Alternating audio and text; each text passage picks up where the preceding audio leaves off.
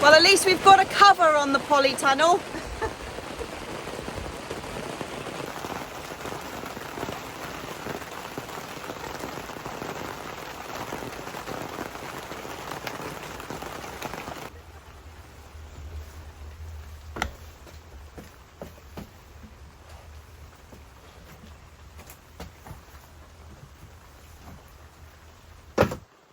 Ah, the beautiful weather of July. It's absolutely rubbish. It has been raining for days. Anyway, I do actually have a job that I can get on with in the shelter of the greenhouse today, and that is to set up my Quadgrows. Now, I've never dallied with any kind of self-watering systems or aquaponics or anything like that before, so this is totally new to me. So yeah, these Quadgrows are a self-watering planter. So these reservoirs now that I'm just setting up sit underneath the plants, and you can add the feed and the fertiliser to that, and they keep your plants perfectly watered in exactly the right amount of moisture in the soil for up to 14 days, supposedly, which sounds absolutely fantastic to me, because I've got to hold my hands up to say I am not the most reliable waterer or feeder.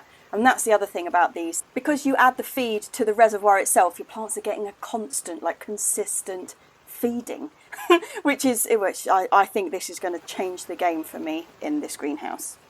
Now, I have to say an enormous thank you to Ian at Grown Local for these. Way back in the mists of time in February, I came home to a complete surprise, massive cardboard box blocking my hallway as I tried to get in the house, and completely out of the blue, he had sent me these. I mean, absolutely incredible. Ian is where I get my fantastic snaz root trainers from, and the little pots, and I've bought loads of seeds off him as well, and everything that I've got from him has been brilliant, so I have really high hopes of these. But yeah, basically just huge thank you to him, because I probably would have ummed and ahed about giving these a go for absolutely ages, and now I get the chance to really test them out. So how they work is they've got these reservoirs underneath, and then the capillary matting, which are these triangles, goes up right through the centre of the pot and keeps the soil at a consistent moisture level, dragging the feed up with it. So these can be used inside, outside, just practically anywhere, and I am well excited about giving them a go. But it is way too wet outside for me to be faffing around with compost, and so we're going to have to pause this project here.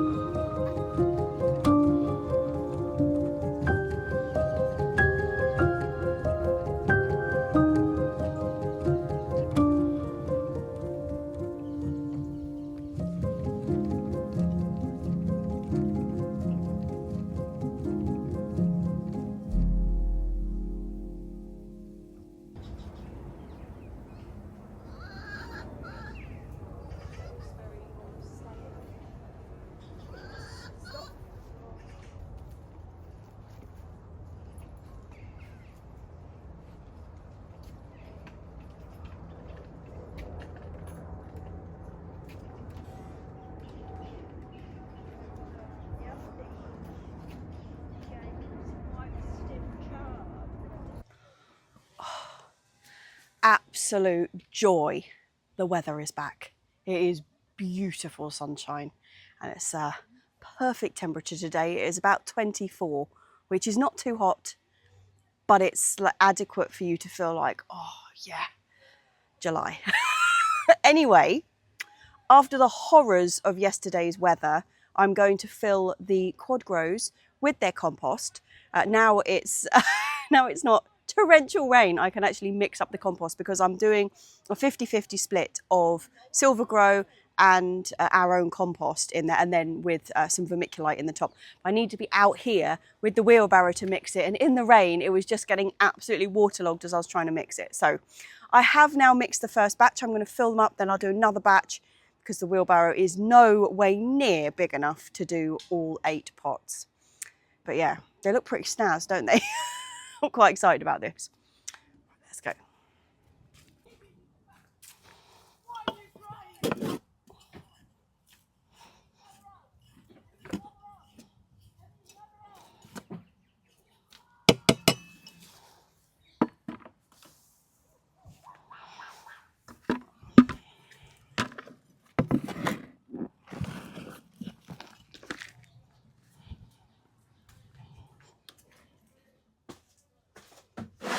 So the trick is apparently to keep this bit upright, and then you just infill around it.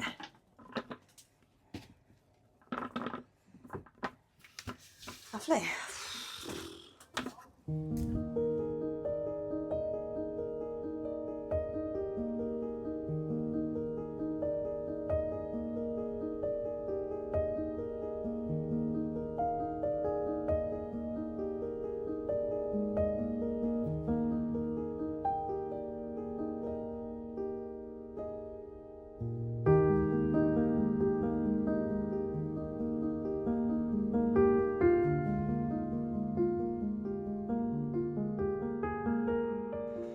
Okay, I've been doing some faffing, just looking at, once again, we're in the situation where we have too many things to go in the space that we've actually got. This is just standard.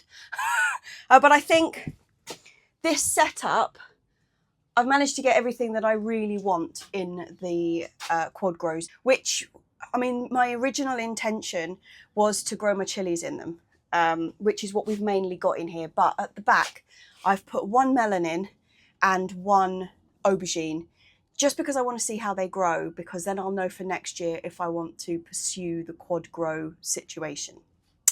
So in the centre at the back is the melon, which I'm going to put some growing apparatus up there so that it's got somewhere to go.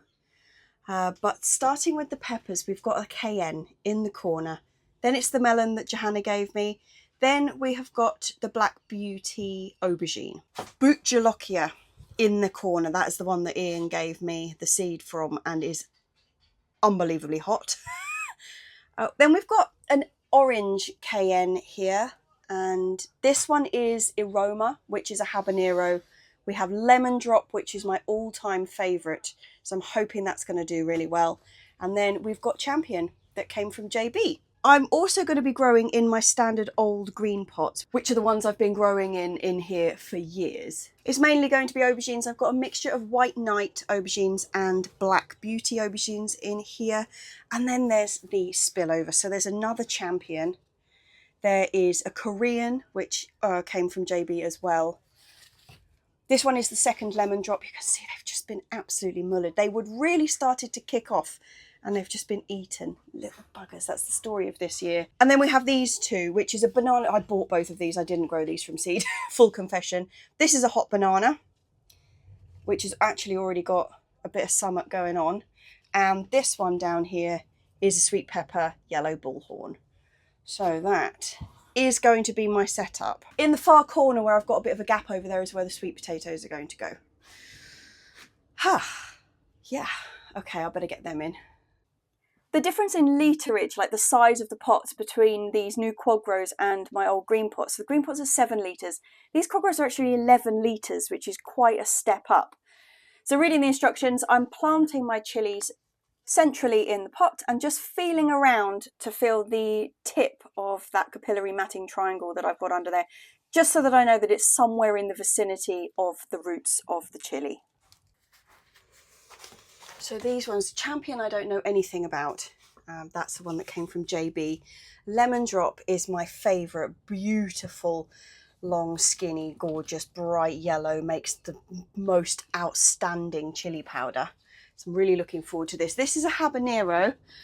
None of my orange habs survived this year, which is my standard one that I grow, which I also really love, along with my Lemon Drop. They're like my two faves, but not a single one of them made it in the end. So I don't have any of those, but I do have the aroma habanero, which is at least something. This one is the orange cayenne. Just plonk that one down in there. One I've never grown before, but oh look, it's actually got something on it. This is the deadly Bootjolokia, which I rather foolishly burnt myself when I was, oh God, that's dry. I rather foolishly burnt myself when I was planting the seed for that one, because I picked the seed up and got them under my fingernails, and they were very, very hurty, I think is the correct term. Very hurty. And wouldn't stop being hurty. But yeah, so that one's a real danger number. But the rest of these are kind of medium hot chilies. The habanero, the orange habs are like the most useful hot chili, I think. And the hot lemon is quite a mild chili, but they are delicious. Now, all of these ones that I've got at the front here, I don't actually have enough compost for them at the moment. So it's Thursday today. Saturday morning, we will go around to the allotment shop and pick up some compost for them. So these guys are just in waiting at the moment. Right, what's next? The aubergine. This is the Black Beauty, which is probably the most common of all of the aubergines that we grow. It's just a bog standard black number, and they're normally really super reliable. So that's why I've chosen that one rather than the White Knight, which isn't one that I've grown before. Why I've chosen to try that out in the Quadgrow, because I've got some kind of reference to how I know it normally grows. This is the lovely little melon that Johanna gave us. I don't actually recall what the variety is, so I'll have to ask her. But it's a grafted chap. So I'll get some plastic mesh up the back here so it can grow up. And this is the classic cayenne with a beautiful little white flower on the top. You know, these root balls, they're not bad considering they took that long to get going. They're really actually not looking that poor. Let's hope getting them in here will set them up good. So according to my instructions, once you planted the plants, I'm then going to water them in so that the compost is moist, and then leave them, so don't do anything with the reservoirs underneath yet, until the compost is dry to the touch, so which is a few days to a week apparently, and then you fill the reservoir underneath. Don't add your nutrient to the smart reservoir at this point. Please refer to section headed compost information and advice.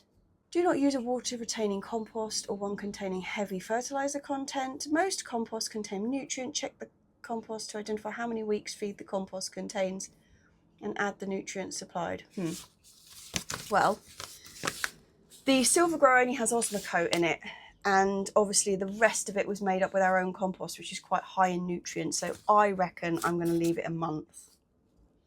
That's my kind of rough guesstimate, because I haven't used, like, you know, when you buy sort of a Miracle Grow compost or some kind of compost which is sort of a hanging baskets or something like that, it tells you it's got like 6 weeks feed or something in it. I haven't used that, and I've made up a bit of a mishmash. So I'm going to guess 4 weeks. So I'll water these in.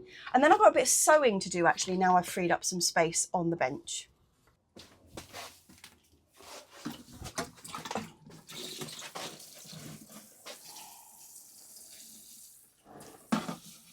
The rose on this watering can is rubbish. We keep buying new ones, and I'll give poor old Bootjolokia a little bit more of a drink than the others, because that was dry. Must have just been in a spot where it wasn't getting Getting caught by the watering can earlier on.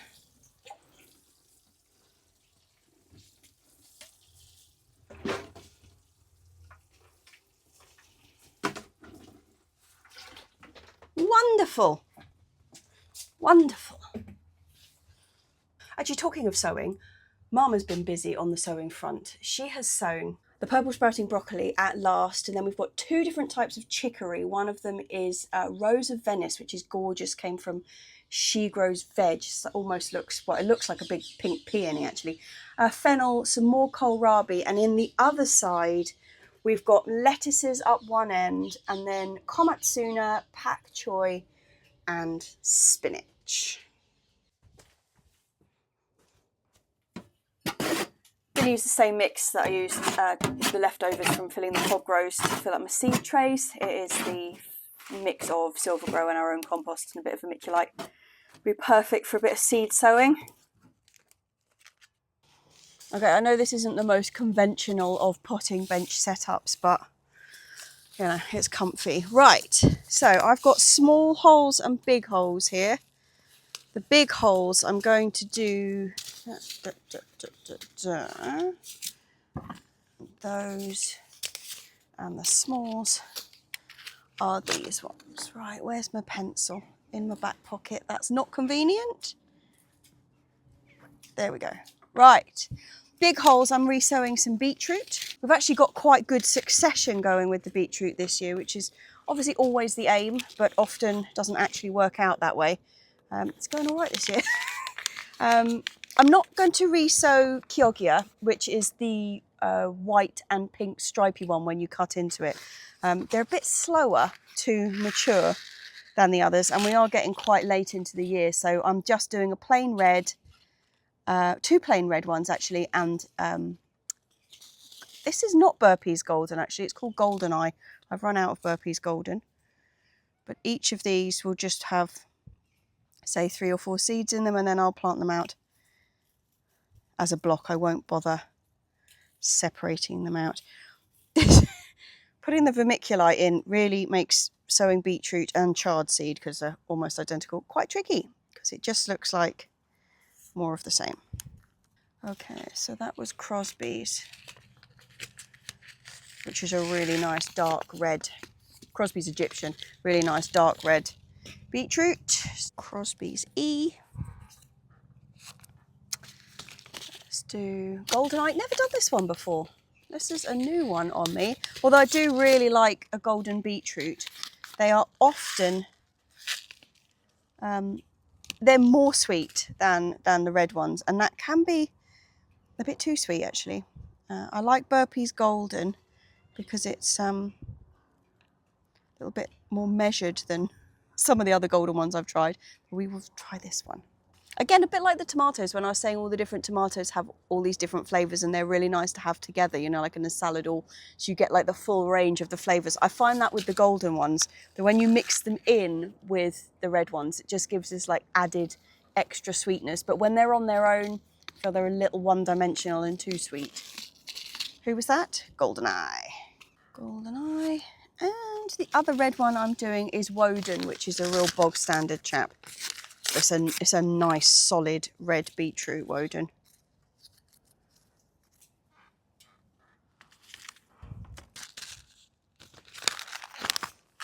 It's interesting, these are whopping seed. I mean, beetroot seed and chard seed, like I say, are cluster seeds. So often you only sow one in a cell and you'll still get 2 or 3 come up. But the Golden Eye was a really fine seed, and these are chunk. Are you chatting, girlies? Are you chatting? They're not chatting actually, they're just really angry because they're not being allowed out, because at the moment, every time we let them out, they rip something out of the ground. Woden. So we've got these kind of large swathes of nothingness where we've sown something and they all come up nicely, and then there's just this like path of destruction through the centre of them where them girlies have been. Little buggers.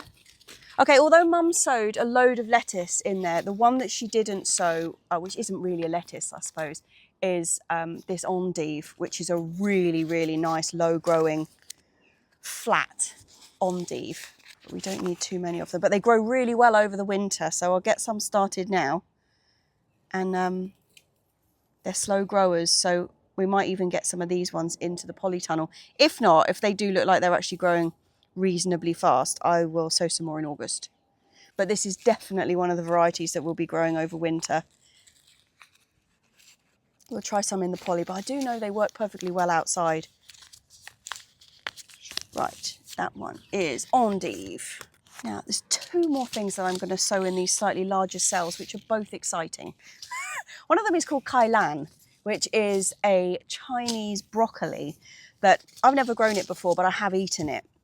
And it's a strange one because it's like a big fat root. Not root, sorry. That's exactly what it not is a big fat root. It's a big fat stem. Like, you know, sometimes when you get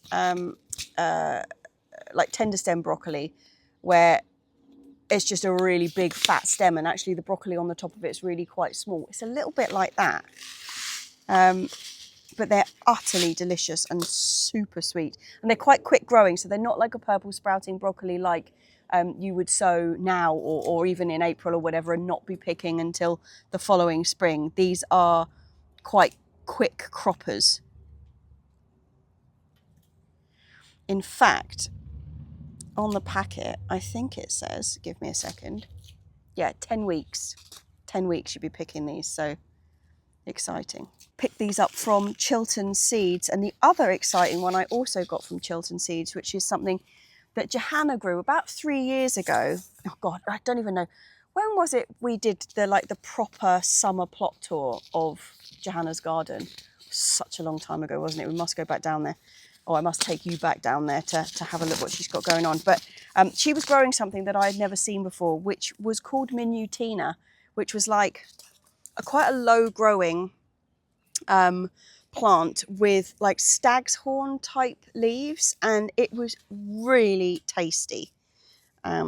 So that's what I'm sowing. This is under glass, you can sow them all year round. But from memory, oh my goodness, that's a fine seed. That is really fine. It's like dust. Okay, yeah, so Minutina, a little joy. So they both got both of those from Chilton Seeds. Right, let me write the labels for that because I am going to forget. Nice. Okay, so that is all the slightly larger cells. In the small cells, talking of things that I'm going to be growing over winter, I'm going to get some mustard greens in. I've got the same two that I grow every single year, which is Green Wave and Dragon's Tongue.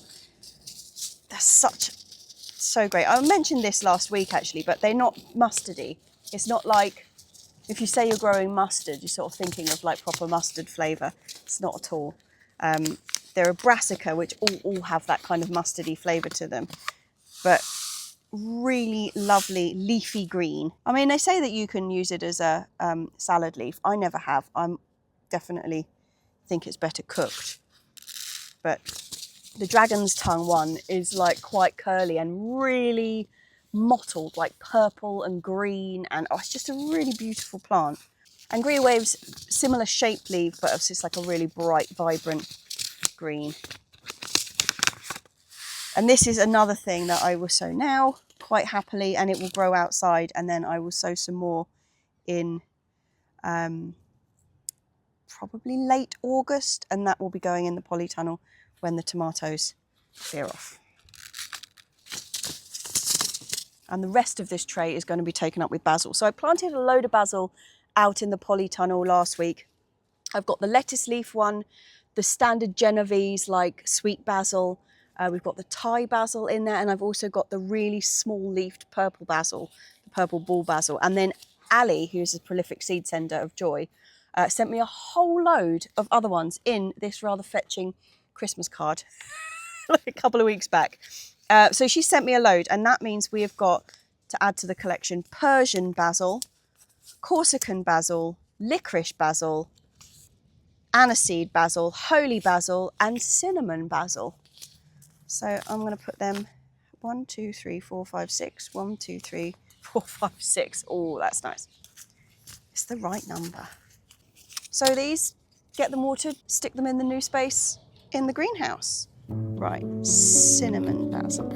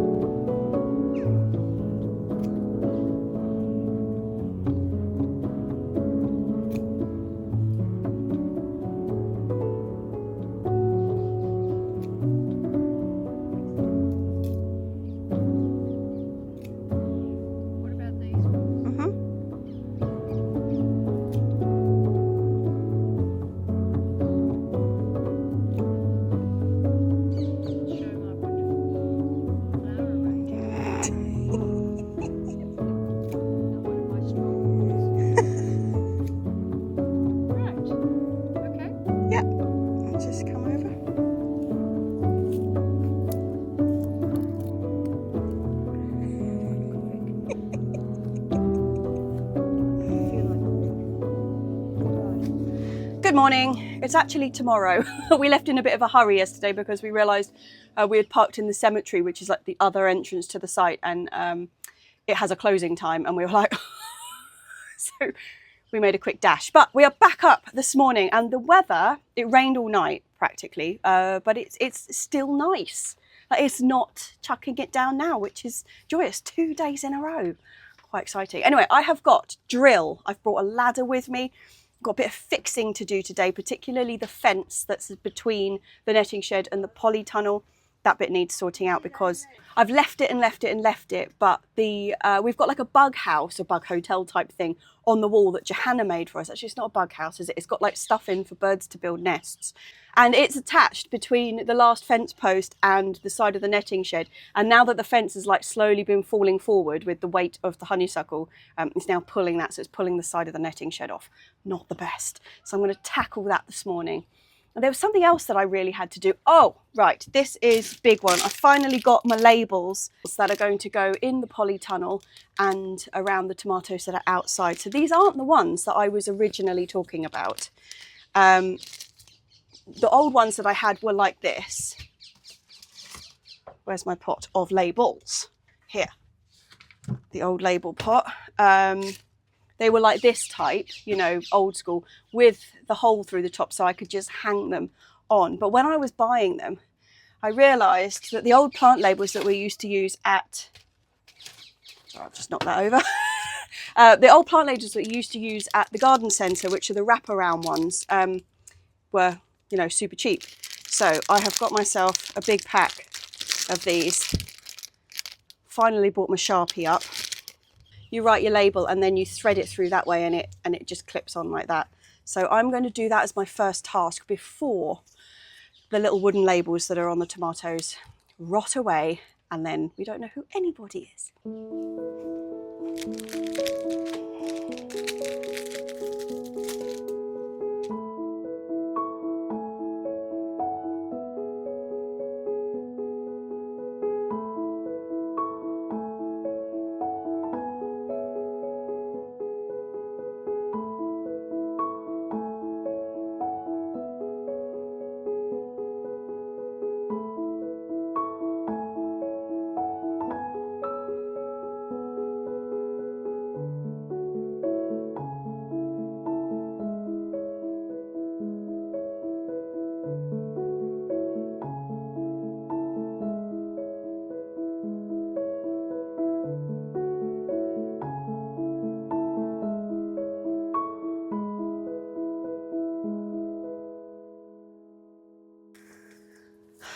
So this is the area where the fences come down. These are the fence posts. I don't know, can you see in that corner? Yeah, you can. The box that Johanna made us is up in that corner there, and it's just attached on either side to the netting shed and the post, and it's just starting to pull the top of the netting shed out. So I'm going to stand these back up, which requires a bit of sledgehammer and a bit of ladder, and probably a bit of mum holding the ladder.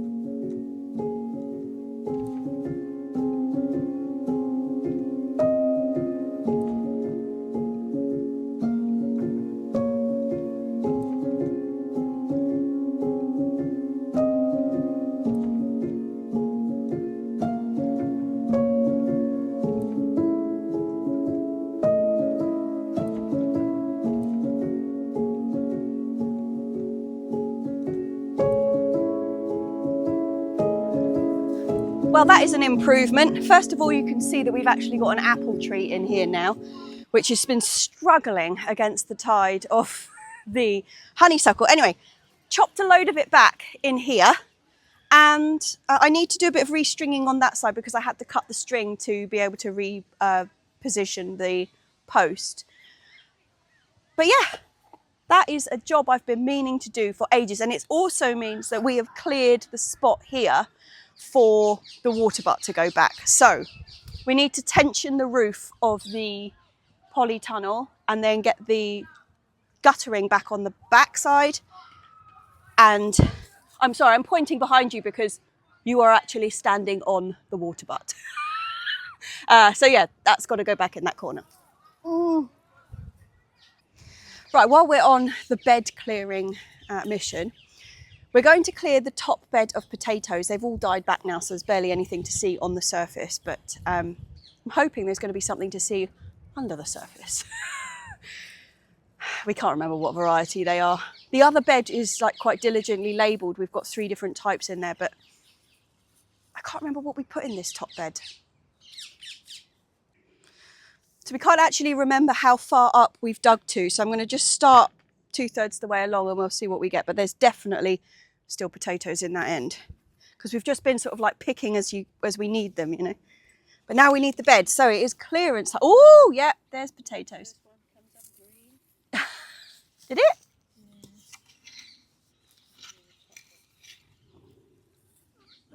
These are the variety we've got at home now. So. Oh, okay. Right, where's the box? Over there.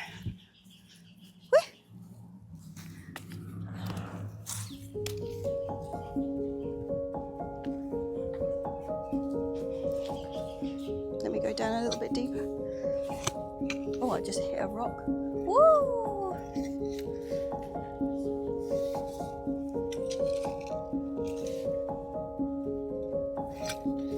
Nope, I think that's good. Shall I go along the row or should I go centre again this way? I can see one just there.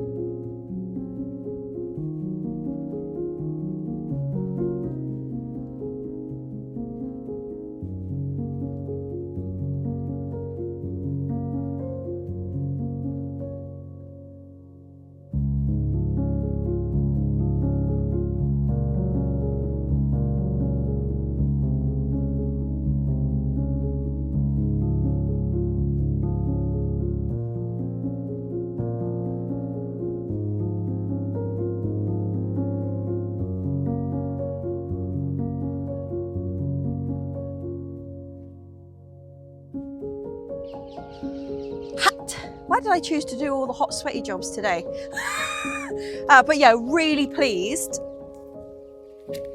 So the first variety that was at the other end that we'd already mostly dug out, we've got about maybe a third of a crate. But these ones, that's quite a good haul. And what was so surprising is that they were really deep. So when we first started digging over it was like, oh dear, it's like a one in, one out situation. But actually went a bit deeper and there's some really decent sized ones. Considering these were all earlies, look at the size of that. A beauty. Anyway, I'm pooped. I'm going to pick some bits and pieces actually. For lunch, I've got to go and get some spring onions. And for dinner, we've got some turnips to pick. So that is the next job.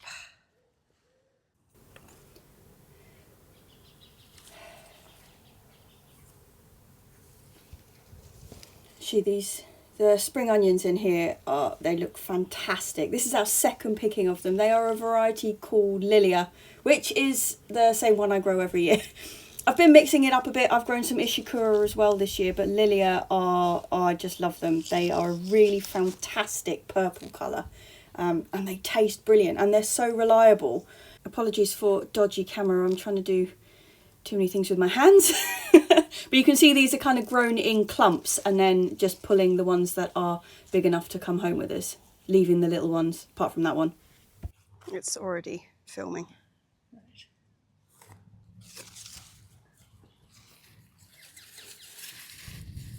Take those two. Oh, they're nice ones. Yeah, they look good, don't they?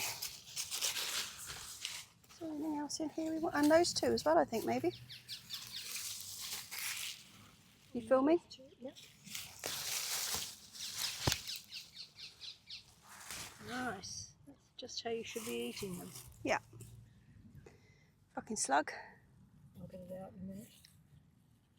Yeah. They look a bit gnarly over there. Oh, there's maybe one in there that was time to come out. So do you know what, Mum? I think we should pull all of these. I think I do. They're the first ones that went They in. I are. think you should take them all out too. Okay, just so if you just film and all, because some of these have really gone. Look at that. Yeah. So that club root, nightmare, absolute nightmare. That's what it is it? Mm-hmm. Just on that side though. Yeah, so I'll just pull these out. Yeah, look. Yeah. I'm still using them. Don't know.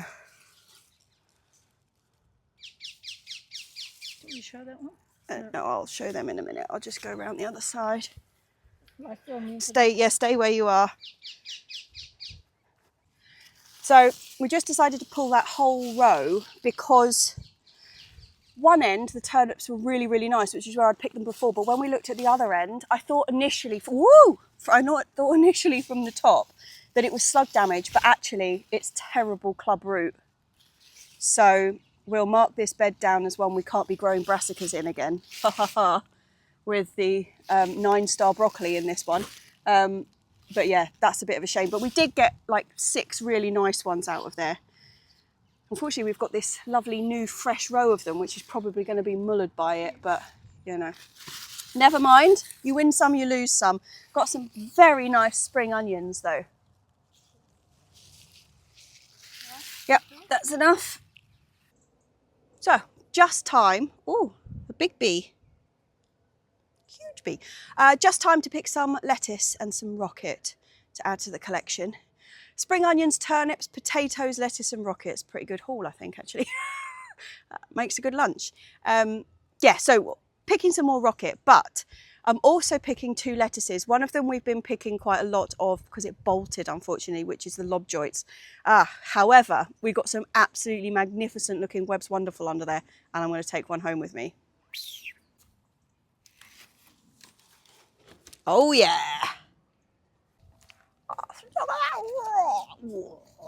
Beauties, they are gorgeous. But these are the ones that are all bolting. I'm going to take both of those because they're pretty much gone. I don't know how bitter they're going to be. They might be inedible and a bit of compost fodder, or we might be able to salvage something out of them. But yeah, not such a great shape. However, these babies are stunning. Which one am I going to have? That's the question. I think I'm going to take this one, the one that's closest to me. Oh, it's so beautiful. So beautiful. Stop it. Come on. Oh, yeah.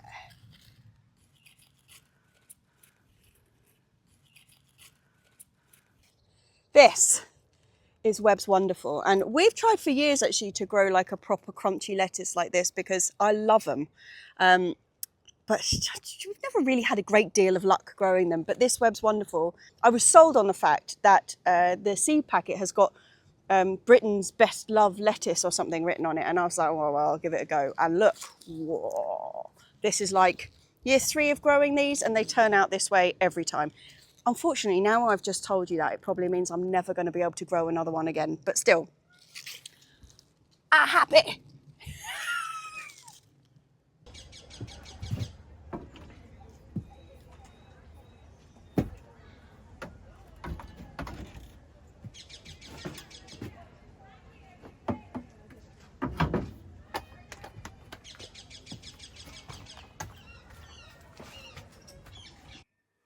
Cheers, chaps.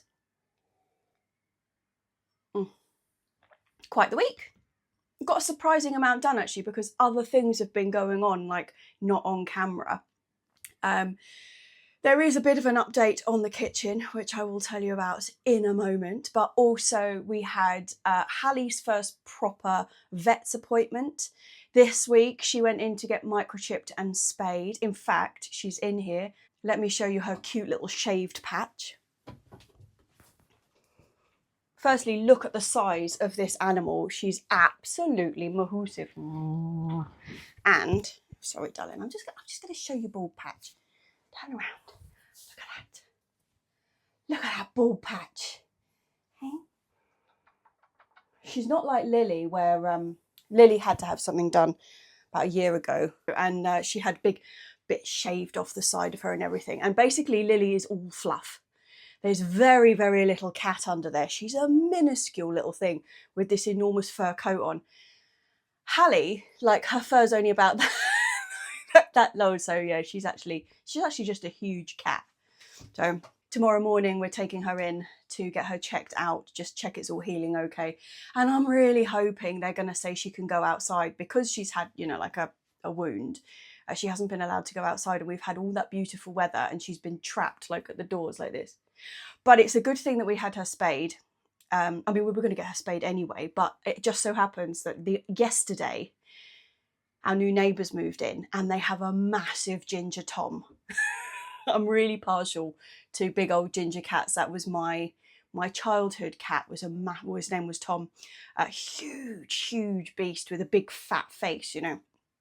Gorgeous cat. But anyway, we've now got a cat next door. Hallie is yet to meet him, but we'll see what happens there. He is about probably 6 times the size of her. So yeah, I don't think she's ever met another cat before since she like left her, you know, her litter. So that will be interesting. But something I did want to clear up. So last week when I was planting out the tomatoes, I said that there was possibly some confusion over the Alice's Dream. So the initial confusion was that I thought, when we were doing the taste test, I thought it was Ananas Noir. It turned out to be an absolutely eye-wateringly delicious tomato, which I then realised when I went back, sorry, the camera's wobbling because the cat's attacking it. Don't do that, Bun. What was I saying? Yeah, so it turned out, it was basically the winner. It was absolutely delicious. But when I went back to look, I realised that it wasn't Ananas Noir, it was Alice's Dream. Lovely. That was because of my planting plan. I noticed that. That's great. So then it was Alice's Dream, which I said was absolutely brilliant. However, when I went back, when I was sowing my seed this year, I was looking at pictures because I had loads and loads of different varieties that a lot of them I didn't know what they were. I was refreshing my memory. So I was looking online and I'll put 2 pictures up. These are both supposedly Alice's Dream. Now mine was very much more the purple on top and the yellow underneath. But lots of these pictures of Alice's Dream are far more orangey red colour than mine was. So I was looking into that and it turns out that Alice's Dream is a hybrid or a derivative of Sartrellae's, which is the original one, which looks very, very much purple on top, yellow on bottom. So when I say I'm not sure which one it was, it's not so much that I think it wasn't Alice's dream. What will be really interesting is when we all start picking our Alice's dreams, how many of them turn out to be that real clear purple to yellow ratio that was the most delicious tomato in the world, and how many are actually getting the more orangey type. So I'm growing both. I'm growing the Sartrellae's and the Alice's Dream to try and compare them. That's where the confusion was. It wasn't so much that I don't think it was Alice's Dream. It just seems to be that there's a lot of variety within Alice's Dream, and some of them are closer to the Sartrellae's original. Anyway, we will find out. Talking of varieties though, you may have noticed when I was planting up my incredibly fancy Quadgrows, so thank you so much to Ian for those, because they just look so snazzy. And with the floor in the greenhouse, I'm just like standing there looking at it like, oh yeah. It looks so smart. Like, I'm remembering what the greenhouse looked like last year, and it was just an absolute mess. And there was like all the wood chip was like infested with red spider mite, and it was just dreadful. And now we've got this like slick look. Yeah. It's not very plot 37, it's so slick, but you know, it's nice. It's nice to just go in there and not be in rubbish. You all right there, bun? Oh yeah, you may have noticed that I planted one melon out, and at the beginning of the year I was actually growing two varieties of melon. One of them was Sugar Baby, which was a small, like a miniature watermelon that supposedly does very well in this country. And I was also growing Minnesota Midget, which is the one I grow every year, which is like a small honeydew type melon. And you notice that I planted one out that was neither of those varieties. Well, that is because the slugs tucked in royally to both of the ones that I grew. I had 3 plants of each, and 3 plants of each were eaten. So the last remainer was the one that Johanna gave me that was the grafted one. So that is why we only have one melon growing this year. So those Quadgrows, like, they're not cheap. I'll put the link to Ian's website underneath, just so you can go and have a look at them. I can't give you a verdict on whether they are the world's best thing or probably not worth the money yet. I can't give you that piece of information. I will tell you at the end of the season. But I mean, they look so strong, like really solid construction. And I know from like JB's used them previous years, and he's using them again this year. And obviously Tony's gone big with them because Tony doesn't do anything by halves. So I'm really looking forward to seeing how things grow in them this year. And I'm quite pleased. I mean, obviously, I would love to just have a mass of them, you know, like 36 Quadgrows or something. It would be wonderful. But it's going to be quite useful this first year to have them in the same position. So Quadgrows versus not Quadgrows. And I will have a little reservoir underneath those, you all right, darling, green pots. So we'll just see. It'll be quite interesting. And also interesting to see, because it's so late in the year, because everything has just been so slow here, it'd be interesting to see if they can catch up and we actually get a harvest out of them. Or hope so. I'm feeling quite optimistic, to be honest. Tomatoes in the polytunnel have grown. They're like double the size they went in last week. So that's positive. What a year this is. My phone keeps throwing me up, you know, like on Instagram, or even just on your photos on iPhone or whatever, it throws you up this time last year pictures. And it's like the garden is brown. It is so, all the grass paths are dead by this time last year. It's just dust. But we're picking like crazy, and the tomatoes are coming thick and fast and everything. And this year it's the total opposite. Everything is still completely lush. The grass is growing magnificently. Ow, bun! Being used as a scratching post. It's a dangerous room for her to be in. As you can see, I've got a lot of junk in this room, and she'll just get lost. Never to be seen again, huh? Not happy. Go on, where are you going? Yeah, I don't know what I was saying, sorry. Interrupted, do not go in there. But yeah, Quadgrows, link underneath. I'll also put a link to the Lilia spring onion seeds, you know, just, I can't remember where I got them from, but they're everywhere. Lots of people sell Lilia spring onions, but they're so good. They're my absolute favourite. And I always get lots of people afterwards being like, where'd you get your pink spring onions from? So yeah, they're Lilia and they're wonderful. I had something else I said I was going to link underneath. What was it? Oh yeah, the tomato labels, just those like tie-on labels. Super handy. And that, chaps, I do, but oh no, it's not it. I've got updates on the kitchen.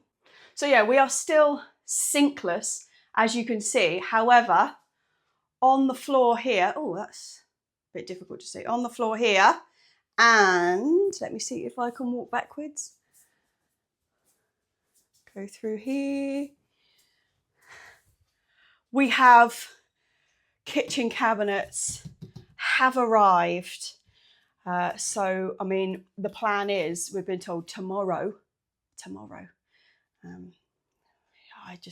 not going to hold my breath, but still, they're here. Really conveniently positioned, as you can see. So actually now it's even harder to get around in the sitting room.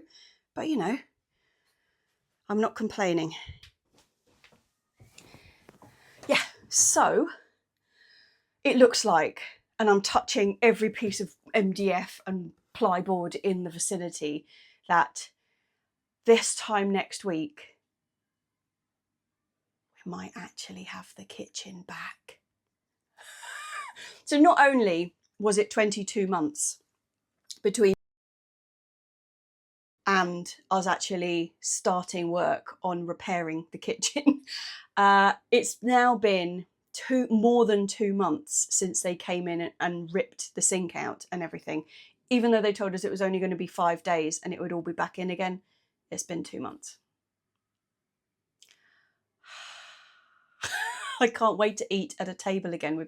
We've got nothing to eat off because we've got no dining room table or anything, because the whole of the kitchen, the dishwasher and the washing machine and everything has all been moved into the sitting room. So the table's been like folded up and put away. So we're eating on our knees, you know, on the sofa, which is just grim. So yeah, next week we might be eating at a table and washing dishes in a sink or even in a dishwasher, which would be wildly exciting, because we've just been washing up in these tiny little washing up bowls and filling them with kettle water, you know, it's been poo. So yeah, right. I'm going to do cheers to the idea of having a kitchen. Big cheers to that. And cheers to my patrons. Who are the names you see at the end of this list? I would like to say sorry to the last, it must be about 6 or 7 people who've joined my Patreon. I haven't been able to message them to say, thank you. You know, for some reason I've been locked out of my Patreon messages and all my previous messages seem to have been deleted. Great. I have put a message out on Patreon to ask people to re-message me to see if I can get them back. But yeah, they're all just blank. There's just nothing there. So that's incredibly irritating. But yeah, so huge cheers to them and their patience with me and my technical difficulties. And cheers to everybody else who watches every week. I hope you've had a little bit of this magnificent weather that we've had this week. Cheers, chaps. All right there, bunny bun.